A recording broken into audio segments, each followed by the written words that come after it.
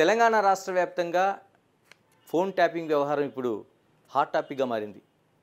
తెలుగు రాష్ట్రాల్లోనే కాదు, దేశవ్యాప్తంగా కూడా దీనిపైన అతిపెద్ద చర్చ జరుగుతుంది. అనేక మంది ఇందులో భాగస్వామ్యమైన పోలీస్ అధికారులపైన కేసులు నమోదు చేశారు. అరెస్టుల పరంపర జరుగుతోంది. పెద్ద ఎత్తున చర్చ జరుగుతుంది. గోప్యత అనేది ప్రతి వ్యక్తి జీవితంలో కూడా ఒక భాగం. మరి దీనికి భంగం కలిగితే నిజంగా ఈ యాక్ట్ ఏం చెప్తుంది? టెలిగ్రాఫిక్ యాక్ట్ ఏం శిక్షలు ఉండేలా చెప్తుంది? ఈ యాక్ట్ని ఎందుకు తీసుకొచ్చారు? మనతో మాజీ న్యాయమూర్తి, సుప్రీంకోర్టు న్యాయవాది మల్యాద్రి గారు ఉన్నారు. మల్యాద్రి గారు నమస్తే. నమస్కారం అండి. సరే, ఏంటి దేశవ్యాప్తంగా అనేక చర్చలు జరుగుతున్నాయి. ఇప్పుడు తెలంగాణ రాష్ట్రంలో ఎట్ ప్రజెంట్ ఇప్పుడు అంటే అనేక మంది ఫోన్లు ట్యాప్ అయ్యాయి. ఇప్పుడు ఉండే రాజకీయ నాయకులు కావచ్చు, ప్రజాప్రతినిధులు కావచ్చు, జరుగుతోంది. ఇంతకీ టెలిగ్రాఫిక్ యాక్ట్ అసలు ఇప్పుడు 1885లోనే వచ్చిందంటున్నారు. అంత పూర్వం రావాల్సిన అవసరం వచ్చింది. ఏం చెప్తుంది అసలు ఇది? 1885లో అప్పట్లో మనకు సెల్ ఫోన్స్ లేవు, ల్యాండ్ లైన్స్ లేవు, టెలిగ్రామ్స్ ఉన్నాయి, అప్పుడు నెక్స్ట్ రేడియోస్ ఉన్నాయి. సో ఈ రెండిటికి సంబంధించి ఈ యాక్ట్ వచ్చింది. పావురాల రూపంలో మనకు మెసేజ్ వచ్చాయి. తదనంతరం టెలిగ్రామ్ రూపంలో వచ్చినాయి, రేడియో ద్వారా వచ్చినాయి. టెలిగ్రాఫ్ ఆఫీసర్ అని ఒకరు ఉంటారు ఆ యాక్ట్ కింద. సెక్షన్ 3లో మనకు ఆ డెఫినేషన్స్ అవి చూస్తే మనం ఏదైతే మెసేజ్ ఇస్తామో టెలిగ్రామ్ ద్వారా కానీ రేడియో ద్వారా కానీ దానికి అప్పట్లో చాలా ప్రొటెక్షన్ ఉండేది. అంటే ఫోన్లు రాకముందు దాన్ని ఎవరు ఇంటర్ప్రిట్ చేసేవాళ్ళు కాదు. ఏముంది టెలిగ్రామ్లో మెసేజ్ అంటే ఎవరు ఇవ్వరు, అంత ప్రొటెక్షన్ ఉంది. ఆ టెలిగ్రాఫ్ ఆఫీసర్కి మీరు ఏదైతే ఫిలప్ చేసి ఇస్తారో దానికి కూడా అదే ప్రొటెక్షన్ ఇచ్చాడు. తర్వాత అతను పబ్లిక్ ఆఫీసర్ కాబట్టి అతను దాన్ని వైలేట్ చేయకుండా అతనికి తెలిసిన ఇన్ఫర్మేషన్ కూడా ఎవరికి ఇవ్వకుండా కూడా దాంట్లో ప్రొటెక్షన్ ఇచ్చాడు. అట్లా అప్పట్లో ప్రజలకి వాళ్ళకున్న హక్కుల్ని, గోప్యత హక్కు, ఇప్పుడు ఫండమెంటల్ రైట్ అంటున్నాం కానీ అప్పుడు ఫండమెంటల్ రైట్ కాదు కదా, అప్పుడు కాన్స్టిట్యూషనే లేదు. ఓకే. అయినా కూడా బ్రిటిష్ వాళ్ళు ఈ యాక్ట్ ద్వారా ప్రజలకి వాళ్ళకున్నటువంటి ఏదైనా ఇన్ఫర్మేషన్ ఎవరికైనా పాస్ ఆన్ చేస్తుంటే దాన్ని టెలిగ్రామ్ రూపంలో కానీ రేడియోలో మెసేజ్ల ద్వారా కానీ పంపించినప్పుడు దాన్ని ఎవరు ఇంటర్సెప్ట్ చేయకుండా, డిస్టర్బ్ చేయకుండా ప్రొటెక్షన్ ఇచ్చారు. సెక్షన్ 25 అందరికీ తెలిసింది. 25 కింద ఒక 3 years పనిష్మెంట్ అలాంటిది కనుక ఎవరైనా ఇంటర్సెప్ట్ చేసి బయట వాళ్ళకి చెప్తే. అంటే ఏం చెప్తుందండి యాక్ట్ కానీ ఉల్లంఘిస్తే? అంటే ఏం చర్యలు తీసుకోవచ్చు అసలు? దాని కింద ఒక క్రిమినల్ కేసు పెడితే టెలిగ్రాఫిక్ యాక్ట్ కింద 3 years పనిష్మెంట్ వేస్తారు, టెలిగ్రాఫిక్ యాక్ట్కి సంబంధించినంత వరకే. అయితే పబ్లిక్ సర్వెంట్స్ చేసినప్పుడు కొన్ని ఇతర యాక్ట్స్ వస్తాయి. నమ్మి వాళ్ళకు కొంత ఇన్ఫర్మేషన్ ఇస్తాం కదా, దాన్ని మరి ఎవరికి చెప్పకుండా దాన్ని కాపాడి గోప్యతను కాపాడుతామని చెప్పి ఒక ట్రస్ట్ తోటి చేస్తారు. అది బ్రీచ్ ఆఫ్ ట్రస్ట్ చేసినప్పుడు సెక్షన్ 409 వస్తుంది, 427 వస్తుంది. 409 వచ్చేటప్పటికే మ్యాటర్ ఈజ్ వెరీ సీరియస్. ఎందుకంటే 10 years ఇంప్రిజన్మెంట్. ఇప్పుడు చీఫ్ మినిస్టర్లు, ప్రైమ్ మినిస్టర్లు లేదా ఎంపీలు, ఎమ్మెల్యేలు ఇటువంటి వాళ్ళందరూ కూడా ఇప్పుడు చాలామంది ఈ మధ్య చంద్రబాబు నాయుడు గారి మీద 409 చాలా ఇంపార్టెంట్ కేసు సెక్షన్ అయింది. ఇప్పుడు ఇక్కడ తెలంగాణలో పెట్టిన కేసుల్లో 409 కూడా పెట్టారు. దానికి 10 years ఇంప్రిజన్మెంట్. అదే సీరియస్ కేసు. ఎలాగండి మామూలుగా మనం చూసుకుంటే టెలిగ్రాఫిక్ యాక్ట్ ఉన్నా సరే చాలామంది ఫోన్లు ట్యాప్ అవుతున్నాయి, ట్యాప్ చేస్తున్నారు, భయాందోళనకు గురవుతున్నారు. నిజంగా అధికారులకు ఈ హక్కు ఉందా? ఏ అధికారులు దీన్ని అసలు ట్యాపింగ్ చేయొచ్చు అసలు మనకి? అంటే టెలిగ్రాఫిక్ యాక్ట్ ఒకటి, టెలికమ్యూనికేషన్ యాక్ట్ ఒకటి, తర్వాత కొన్ని యాక్ట్స్ ఈడీ యాక్ట్ ఉంది, పిఎంఎల్ఏ యాక్ట్ ఉంది, ఫారెన్ ఎక్స్చేంజ్ యాక్ట్ ఉంది. అట్లాంటి యాక్ట్స్లో ఎన్ని మొత్తం మీద మనం కనుక చూస్తే సిబిఐకి ఒకటి, రాక్ ఒకటి, తర్వాత ఎకనామిక్ అఫెన్సెస్ ప్రివెంట్ చేయడానికి ఒకటి రెవెన్యూ యాక్ట్ ఒకటి ఉంది, తర్వాత ఆర్మీ యాక్ట్ ఉంది. కొన్ని 5-6 యాక్ట్స్ ఉన్నాయి. ఈ యాక్ట్స్ కింద ఆఫీసర్స్కి పబ్లిక్ ఇంట్రెస్ట్ లేకపోతే సావరానిటీకి ఇబ్బంది వచ్చినప్పుడు, లేకపోతే ఎక్కడైనా అల్లర్లు జరుగుతాయన్నప్పుడు కొన్ని సందర్భాల్లో వీళ్ళు వితౌట్ పర్మిషన్, హైయర్ అథారిటీ నుంచి పర్మిషన్ తీసుకోకుండా 72 hours దాకా ఇంటర్సెప్ట్ చేసి ఇన్ఫర్మేషన్ని తీసుకోవచ్చు. అంటే 72 గంటలకు ముందు వరకు ఆ, తీసుకున్న తర్వాత తీసుకున్న ఇన్ఫర్మేషన్ని 48 అవర్స్ లోపల, ఇప్పుడు ఈరోజు నా దగ్గర ఇన్ఫర్మేషన్ ఇంటర్సెప్ట్ చేసి తీసుకుంటూ పోతున్నారు. తీసుకున్న తర్వాత నుంచి 48 అవర్స్ లోపల అథారిటీ దగ్గర నుంచి పర్మిషన్ తీసుకురావాలి. ఎవరి దగ్గర తీసుకోవాలని అథారిటీ అంటే ఎవరి దగ్గర నుంచి దానికి ఒక ఆఫీసర్ ఉంటాడు. ఫర్ ఎగ్జాంపుల్ మీకు సిబిఐ ఆఫీసర్ అనుకోండి, లేకపోతే ఈడీ యాక్ట్ ఉంటుంది, పిఎంఎల్ఏ యాక్ట్, దాంట్లో ఒక ఆఫీసర్కి పవర్ ఉంటుంది.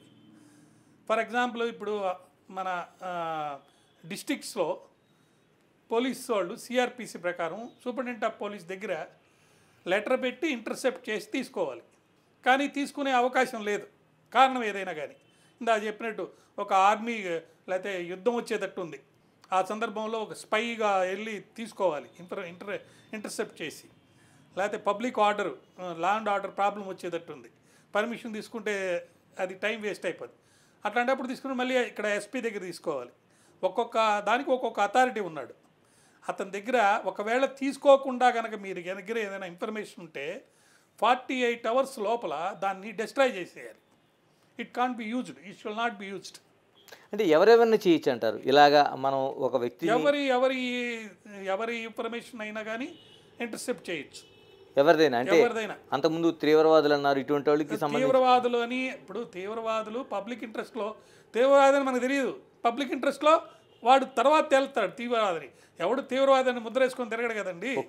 తీవ్రవాదులకి సంబంధించినటువంటి ఇన్ఫర్మేషన్ ఒక పర్టికులర్ పర్సన్ దగ్గర నుంచి వెళ్తుంది అన్నప్పుడు చట్టబద్ధతగా తీసుకోవాలంటే ఒక పద్ధతి, చట్టానికి వ్యతిరేకంగా తీసుకోవాలంటే ఒక పద్ధతి.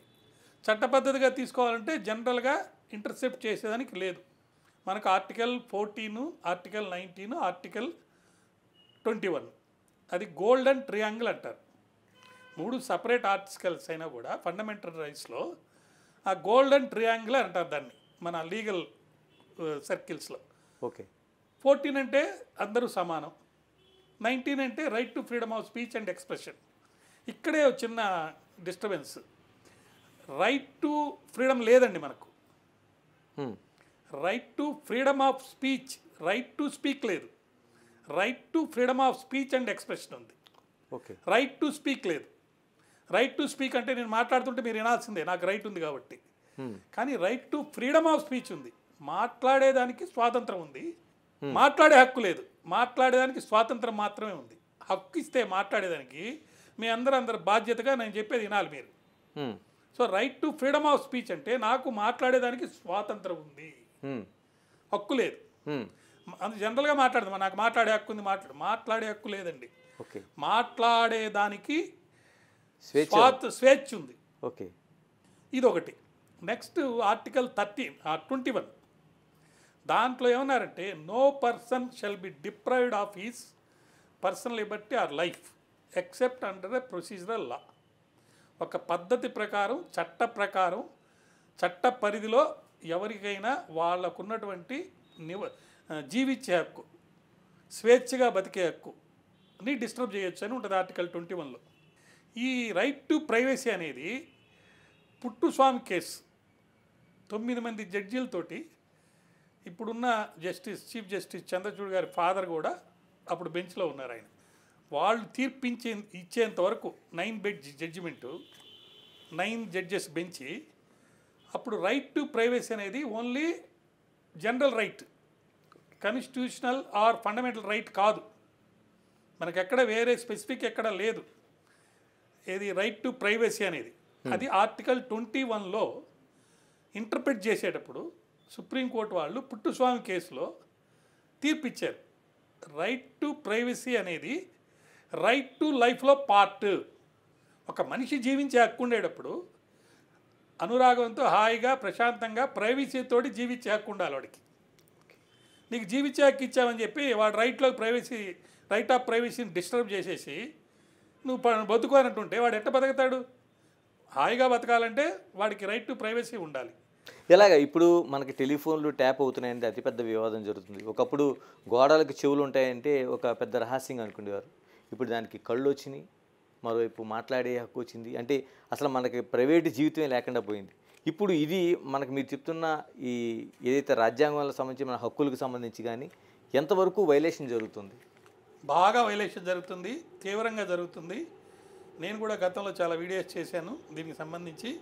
ఇప్పుడు వింటున్నది చూస్తుంటే మీరు ఏదిగా రాజకీయ నాయకులు, అధికారులు వీటికి సంబంధించే చెప్తున్నారు, కానీ వ్యాపారస్తులది, సినిమా వాళ్ళది, ఎవరిది వీళ్ళది వాళ్ళదని తేడా లేకుండా ఇప్పుడంటే ఈ తెలంగాణలో పట్టుకున్నారు కాబట్టి అది ఒక పోలీస్ అధికారి రాజకీయంగా లబ్ధి కోసం తప్పులు చేశాడు, అది చూస్తే అది ఒక పెద్ద విషవలయంలాగా రాధాకృష్ణ అని ఇంకా చాలామంది ఒక తర్వాత ఒకరు అరెస్ట్ అవటం. ఇందులో కూడా అందరిని ప్రైవేట్ వ్యక్తులు కూడా చేశారండి, సినిమా యాక్టర్లను చేశారంటున్నారు, వ్యాపారాలను చేశారు, అంటే దాన్ని అడ్డు పెట్టుకొని చాలా చేశారు. అంటే మీకు పోలీస్ ఆఫీసర్స్ని అరెస్ట్ చేయటం, పార్లమెంట్ ఎలక్షన్లు ఇప్పుడు ఉండటం, ప్రభుత్వాలు మారటం, వీటి వల్ల ఈ బయటకు వచ్చినాయండి. నేను అసలు వాస్తవాలు చెప్తే మీరు రేపటి నుంచి ఫోన్ మాట్లాడరు. చాలామందికి నాకు గైడెన్స్ కూడా ఇచ్చారు, ఈ వాట్సాప్లో ఇంటర్నెట్ ఉన్న ఫోన్లు కాకుండా మామూలు ఫోన్లు లైన్లు ఉన్నాయే అది వాడండి అని. వాళ్ళకు కూడా తెలియదు మామూలు ఫోన్లలో కూడా ఇంటర్ప్రిట్ అవుతారని. ఇంటర్నెట్ ఉన్న ఫోన్లలోనే ఇంటర్సెప్ట్ అవుతారనేది వాళ్ళ కాన్సెప్ట్. అందుకని ఇంటర్నెట్ లేకుండా ఒక మామూలు ల్యాండ్ లైన్ ఫోన్లు ఉంటాయి కదా, సెల్ ఫోను, దాన్ని వాడండి అని కూడా చెప్పారు నాకు. కానీ నేను దాని గురించి స్టడీ చేశాను. మీకు మీ ప్రేక్షకులకి మీ ద్వారా నేను చెప్తున్నాను, ఒక 15 లక్షల రూపాయలు ఖర్చు పెట్టుకుంటే, ఒక ల్యాప్టాప్ ఉంటే, ఆ కార్లో ఆ ల్యాప్టాప్ పెట్టుకొని ఆ ల్యాప్టాప్ ద్వారా మీ ఇంటికి దగ్గరలో బయట కూర్చొని ఉంటారు, మీ ఫోన్లన్నీ ఇంటర్సెప్ట్ చేసుకొని చేసేయచ్చు. పట్టుకునే అవకాశం కూడా లేదు. అంత టెక్నాలజీ వచ్చింది. అంత టెక్నాలజీ వచ్చింది, అదొకటి. రెండోది, చాలామంది ఒక క్యాబిన్ లాగా పెట్టేసి దానికంతా అద్దాలు వేసేసుకొని అక్కడ వీడియోగ్రఫీ పెట్టేసుకొని స్టేషన్స్ లాగా పెట్టేసుకొని చక్కగా చేసుకుంటున్నారు చాలామంది. చాలా దిక్కల్లా మనం మాట్లాడుకుంది మనకంటే వాళ్ళకి తెలిసిపోద్ది. సో అదొక వ్యాపారం లాగా. అది కాకుండా 2 lakhsలో కూడా ఒకటి ఉందట. ఇప్పుడు 2G అని ఉండింది మనకు ఇదివరకు. 2G లైన్స్లో ఇంటర్సెప్ట్ చేయటం అనేది చాలా ఈజీ అట. ఆ 2Gకి వాడిన లైన్స్ని మన ఇంట్లో మనం ఏర్పాటు చేసుకొని దాని నుంచి ట్యాగ్ చేసుకుంటారు. ఫర్ ఎగ్జాంపుల్ ఇక్కడ ఉన్న ఇప్పుడు వేరే వేరే కంపెనీస్ సెటిలైట్స్ వచ్చేసినాయి, మనకు టెలిఫోన్ టవర్స్ అంటాం. ఆ టవర్స్లో వెళ్ళి అక్కడ కనుక వాడు ట్యాగిన్ అయితే నా కోసం వాడు వచ్చినా కానీ అన్ని ఫోన్లు వింటానే ఉంటాడు వాడు. సో కాబట్టి ఎవరి యొక్క వ్యక్తిగత స్వాతంత్రము, స్వేచ్ఛ అనేది ఆర్టికల్ 32లో సుప్రీంకోర్టులో మనకు ఫండమెంటల్ రైట్ ఉంది, మేము ప్రొటెక్ట్ చేయాలి, మా బాధ్యత అది, మేము ప్రొటెక్ట్ చేస్తామని వాళ్ళు చెప్పినా, ఎన్ని చట్టాలు వచ్చినా, లేకపోతే ఎంతమంది అధికారులు మీరు పెట్టినా ఇది మటుకు జరుగుతూనే ఉంది. ఏం చేయాలంటారు? ఇప్పుడు మీరు చెప్తున్న 14 కావచ్చు, 19 కావచ్చు, 21 కావచ్చు, ఇది ఒక ట్రయాంగిల్లోనే మనకు రక్షణగా చెప్తున్నారు. ఇది ఉల్లంఘన జరిగితే అటు కోర్టుల్లో జడ్జెస్ కూడా చాలా పవర్ ఉందండి. సీరియస్ అండ్ పవర్ఫుల్ సెక్షన్స్ ఉన్నాయి. సిఆర్పిసిలో సెక్షన్ 190 క్లాస్ సి అని ఉంది. దాని పవరు ఏ మేజిస్ట్రేట్ కూడా ఎక్సర్సైజ్ చేయడు. కొంతమంది కేరళలో కొంతమంది మేజిస్ట్రేట్లు కొంతమంది ఎక్సర్సైజ్ చేశారు. ఎందుకు చేయరంటే వాళ్ళకి ఇప్పటికే తలకు మోసిన భారం ఉంది, కోర్టులో కేసులు అయ్యాయి. మరి అటువంటప్పుడు సుమోటోగా వాళ్ళు ఆ పవర్ని ఎక్సర్సైజ్ చేసి దాని ద్వారా తగు రీతిలో న్యాయం చేయాలంటే వాళ్ళకి కుదరదు, జరగదు. కాబట్టి దీనికి సంబంధించి ఈ మధ్య పోలీస్ ఆఫీసర్స్ కూడా ట్రైనింగ్ ఇస్తున్నారు. ప్రతి స్టేషన్లో ఒక ఇద్దరికి ఈ ఇంటర్నెట్ ద్వారా జరిగే చీటింగ్ కేసెస్, లేకపోతే ఇప్పుడు ఫ్రాడ్ జరుగుతుంటుంది, నెట్లో ఫ్రాడ్ చేసి డబ్బులు సీజ్ చేసేయి, ఇటువంటి వాటన్నిటికి కూడా త్వరితగతిన న్యాయం చేయాలని లోక్ అదాలత్లో కూడా డబ్బులు ఏడైనా సీజ్ అని దొరికితే పట్టుకొని వెంటనే ఇచ్చేస్తున్నారు ఆ విక్టిమ్కి. ఇదివరకైతే కేసు అయిపోయేదాకా ఉండాలి డబ్బులు అక్కడే, 10 ఏళ్ళు అయిన తర్వాత కూడా ఆ డబ్బులు రావు, వడ్డీలు పోతుండే. ఇప్పుడు అట్లా కాకుండా కొంత ఆ రీతిలో న్యాయం చేసేదానికి చర్యలు జరుగుతున్నాయి, కానీ పాక్షికం అన్నమాట, చాలా తక్కువ జరుగుతున్నాయి. పోలీస్ ఆఫీసర్స్లో కూడా సపరేట్ ఒక వింగ్ ఉండాలి దానికి కూడా టెక్నికల్గా క్వాలిఫైడ్ అయిన పీపుల్ ఉండాలి. పర్టికులర్లీ ప్రతి స్టేషన్లో కూడా ఒక ఉమెన్ పోలీస్ ఆఫీసర్ ఉండాలి. ఇప్పుడు ఈ సినిమా వాళ్ళలో ఎవరు ఒక్క మగ హీరో యొక్క ఫోన్ ట్యాప్ చేసినట్టుగా చెప్పండి, లేదు, అంత లేడీసే. పేర్లు నేను చెప్పను కానీ నేను చదువుతున్నాను. కారణం ఏంటంటే లేడీస్ ప్రైవసీ కనుక ఇంటర్ఫీర్ అయ్యి దాంట్లో సమాచారం తీసుకుంటే దానివల్ల లబ్ధి ఎక్కువ ఉంది. ఎలాగంటే మన టెలిగ్రాఫిక్ యాక్ట్ సంబంధించి చూస్తే ఒక అధికారి ఒక ఫోన్ ట్యాప్ చేయాలనుకుంటే ఎవరంటే దాదాపుగా మనకు చెప్తున్న దాంట్లో హోమ్ మినిస్ట్రీ దగ్గర కూడా ఆ మినిస్ట్రీ నుంచి తీసుకోవాలి, లేదంటే రాష్ట్రంలో అయితే రాష్ట్రంలో తీసుకోవాలి, ఉన్నతాధికారుల దగ్గర నుంచి అంటున్నారు. అంటే ఎస్పీ పరిధి దాటి తీసుకోవాల్సిన అవసరం ఉంది అంటున్నారు. దీన్ని 48 గంటలు దాటితే ఎవరి దగ్గర తీసుకోవాల్సిన అవసరం ఉంది? అంటే ఇప్పుడు పర్మిషను 48 గంటల దాకా మీరు కొన్ని సందర్భాల్లో ఇంటర్సెప్ట్ చేసి పర్మిషన్ లేకుండానే సమాచారాన్ని సేకరిస్తారు. ఆ సేకరించిన సమాచారాన్ని మీరు వాడుకోవాలంటే ఎవరైనా సమాచారం తీసుకునేది దేనికి? అఫిషియల్గా దాన్ని వాడటానికి. అన్అఫిషియల్గా వాడేవాడికి పర్మిషన్ అవసరం లేదు. ఇలాగ టెలిగ్రాఫిక్ యాక్ట్ 1885లో వస్తే చాలా చోట్ల అనేక డిబేట్స్ జరుగుతున్నాయి. ఒక కేసు కూడా నమోదు కాలేదని, కొందరేమో నమోదు అయింది అంటున్నారు. అది తప్పండి, తప్పు. చాలా కేసులు నమోదైనవి. దాని కింద అంటే కొన్ని కేసులేమో ప్రాపర్టీ డ్యామేజ్ అయినట్టు టెలిగ్రాఫ్కి సంబంధించి, లేకపోతే ఎవిడెన్స్ డ్యామేజ్ అయ్యి, ఇప్పుడు ఈ కేసులో కూడా చూడండి 427, 409 వచ్చిందంటే క్రిమినల్ బ్రీచ్ ఆఫ్ ట్రస్ట్ జరిగింది కాబట్టి 409 వచ్చింది. 427కి 2 years పనిష్మెంట్, 409 పవర్ఫుల్. దాని తర్వాత ప్రివెన్షన్ ఆఫ్ డ్యామేజ్ యాక్ట్ అని ఒకటి ఉంది, సెక్షన్ 3, దానికి 5 years ఇచ్చాడు పనిష్మెంట్. సో ఇవన్నీ కూడా పబ్లిక్ ఆఫీసర్స్ ఇంటరప్ట్ చేశారు కాబట్టి వీళ్ళ మీదకి వచ్చిన ఈ సెక్షన్లన్నీ. అదే మీరో నేనో పబ్లిక్ ఆఫీసర్స్ కానోళ్ళు చేస్తారు. అంటే మన రాష్ట్రంలో ఏమైనా ఉన్నాయండి ఓన్లీ ఈ యాక్ట్ ప్రకారం ఏమైనా? అంటే టెలిగ్రాఫిక్ యాక్ట్ ప్రకారం టెలిగ్రాఫిక్ రూల్స్ అని ఉన్నాయి. సెక్షన్ 5(1) ఒకటి, 419A రూల్స్ ఒకటి. ఈ రెండిటి కింద ఎక్కువ కేసులు అనేవి వచ్చినాయి. దేశంలో ఏమైనా గుర్తుంచుకోదగ్గ కేసు ఏదైనా ఉందండి? ఇలా ఇందిరాగాంధీ కేసు ఒకటి ఉంది, వినీత్ నారాయణ కేసు అని ఒకటి ఉంది. చాలా కేసులు ఉన్నాయి. మీకు కావాలంటే నేను ఇన్ఫర్మేషన్ కూడా ఇవ్వగలుగుతాను, చెప్పగలుగుతాను ఆ కేసెస్ గురించి కూడా. బట్ అల్టిమేట్గా ఏంటంటే మనకు టెలిగ్రాఫిక్ యాక్ట్ కింద పెద్ద పనిష్మెంట్ ఏం లేదు. Okay, only 3 years. అది బెయిలబుల్, లేకపోతే నాన్ బెయిలబుల్ అయినా ఇప్పుడు సెక్షన్ 41A నోటీస్ కింద బయటకు వచ్చేస్తాడు. ఓకే, హాయిగా వాడు మన రైట్ టు ప్రైవసీలోకి ఇంటర్ఫియర్ అవుతాడు, అన్నీ చేసిపోతాడు. టెలిగ్రాఫిక్ యాక్ట్ కింద మాత్రమే కనుక కేసు పెడితే వాడు బెయిల్ మీద బయటకు వచ్చేస్తాడు. కేవలం ఇండియన్ పీనల్ కోడ్ దాంట్లో 120B కాన్స్పిరసీ అంటే హయ్యర్ పొలిటికల్ అఫీషియల్స్ లేకపోతే పొలిటికల్ లీడర్స్ వివిధ స్థాయిల్లో వాళ్ళ లబ్ధి కోసం, రాజకీయ లబ్ధి కోసం చేశారు కాబట్టి ఆ ఇండియన్ పీనల్ కోడ్లో ఉన్న కొన్ని సెక్షన్లని ట్యాగ్ చేశారు. ఇలాగ ఈ కేసుకు సంబంధించి మనం మాట్లాడుకుందాం. ఈ కేసులోన మీరు అంటున్నట్టు ఇక్కడ ఎక్కడా కూడా టెలిగ్రాఫిక్ యాక్ట్ సంబంధించి ఎక్కడ ఒక కేసు కూడా పెట్టలేదు, కానీ వీళ్ళు 409, 427, 201, 120B, తర్వాత PDPPA యాక్ట్, ఇలా ఇవన్నీ పెట్టారు. అంటే ఇవన్నీ దానికి సంబంధించిన యాక్ట్లేనా? సంబంధించిందే కదండి. ఇప్పుడు టెలిగ్రాఫిక్ యాక్ట్ అనేది దానికి 3 years మాత్రమే పనిష్మెంటు. దాని కింద ఏమీ పెద్ద సీరియస్గా లేదు. మొట్టమొదటి ఈ కేసు పెట్టినప్పుడు ఇది అంటే అనాథరైజ్డ్గా ఇంటర్ఫియర్ అయ్యారు అనేది, అఫిషియల్ పవర్ని మిస్యూజ్ చేశారనేది.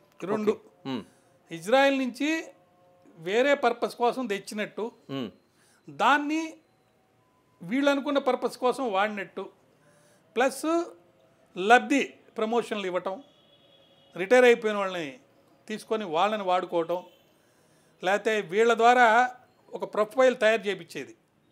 ఆ ప్రొఫైల్ ద్వారా ఎవరి దగ్గర అయితే ఒక ఇన్ఫర్మేషన్ని ఇల్లీగల్గా డబ్బు సంపాదించిన ఇన్ఫర్మేషన్ వాళ్ళ దగ్గర వచ్చిందో, లేకపోతే వాళ్ళ పర్సనల్ లైఫ్లో ఒక హీరోయిన్నో లేకపోతే ఎవరో వాళ్ళ వ్యక్తిగత జీవితంలో వాళ్ళకి ఏదో కాంటాక్ట్స్ ఉంటాయి, అది ఇల్లీగల్ కావచ్చు, లీగల్ కావచ్చు, లేకపోతే డబ్బుకు సంబంధించినవి కానీ, అవన్నీ చాలా గోప్యత ఉన్నాయి కదా, వాటిని అన్నీ తీస్తారన్నమాట. అంటే ఇది ఇప్పుడు మీరు చెప్తున్నట్టు టెలిగ్రాఫిక్ యాక్ట్ కంటే 409 అనేది స్ట్రాంగ్. 409 అనేదే క్రిమినల్ బ్రీచ్ ఆఫ్ ట్రస్ట్. అది క్రిమినల్ బ్రీచ్ ఆఫ్ ట్రస్ట్ ఎందుకు వచ్చింది అక్కడ?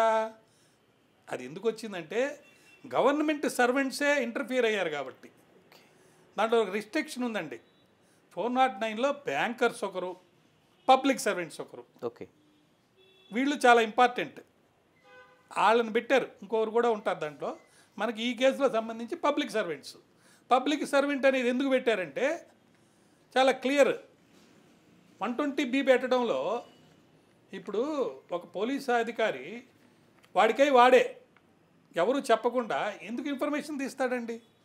తీస్తే ఒకటే రా ఎక్కడైనా ఒక రాజకీయ నాయకుడు చెప్పినట్టు ఆ లుచ్చా లఫంగి వాళ్ళలో ఎవరియో ఒకరో ఇద్దరు తీస్తారు అని అన్నాడు. అది కరెక్టే, ఏదైనా సెక్యూరిటీ పర్పస్ కోసం ఒకరిద్దరికి తీస్తారు. కానీ ఇక్కడ ఒకరిద్దరి కాదండి, వేల మంది తీశారు కొన్ని సంవత్సరాలుగా అనేది అలిగేషన్. ఒకరిద్దరి కూడా తీసే హక్కు ఉందండి అసలు? ఒకరిద్దరి కాదు, తప్పుడు వాళ్ళవి కూడా తీసడానికి లేదు. తప్పు చేసిన వాళ్ళకి ఎవరెవరికి తీయచ్చు?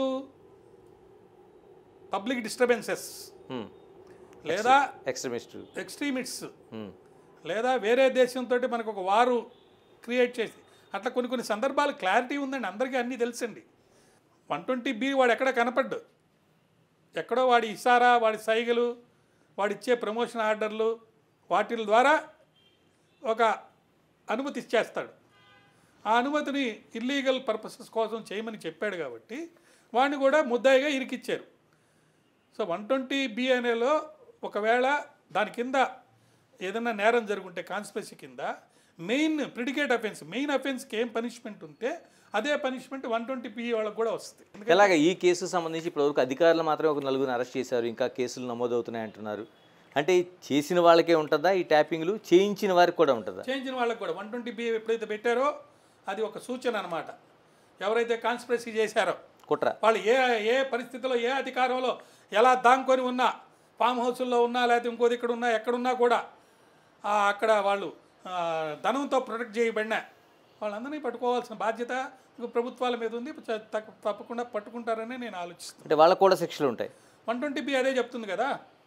ఓకే, కుట్ర చేయించిన వాళ్ళకి కూడా ఉంటుంది. చేయించిన వాళ్ళకి, కుట్ర చేసిన వాళ్ళకి సరైన సమాధానం ఆర్టికల్ 14. అంటే ఎంత స్థాయిలో ఉన్నా జరుగుద్దండి? ఏ స్థాయిలో ఉన్నా జరిగేది. ఈ దేశంలో ఇందిరాగాంధీని అరెస్ట్ చేశారు, వాళ్ళకంటే గొప్ప వాళ్ళు ఏం కాదు కదా. కేజ్రీవాల్ ఉన్నాడు, ఇప్పుడు కేజ్రీవాల్ ఉన్నారు, వాళ్ళ మినిస్టర్ ఆయన 1 year నుంచి ఉన్నాడు. నిన్నగాక మొన్న కవిత గారు వెళ్ళారు, ఉంది. ఎవరిని వదిలే అవకాశం లేదు. 1.5 year క్రితం నేను చెప్పాను కేజ్రీవాల్ అరెస్ట్ అవుతాడని. ఇలాగా ఇప్పుడు సంబంధించి ఈ యాక్ట్ 1885లో మనకి టెలిగ్రాఫిక్ యాక్ట్ తయారైంది, కేవలం 3 సంవత్సరాలు మాత్రమే ఉంటున్నారు. ఇటువంటి చట్టాలని, యాక్ట్లని పటిష్టం చేయాల్సిన అవసరం ఉందా? ఎందుకంటే మారుతున్న పరిస్థితుల్లో అమెండ్మెంట్స్ వచ్చినాయండి.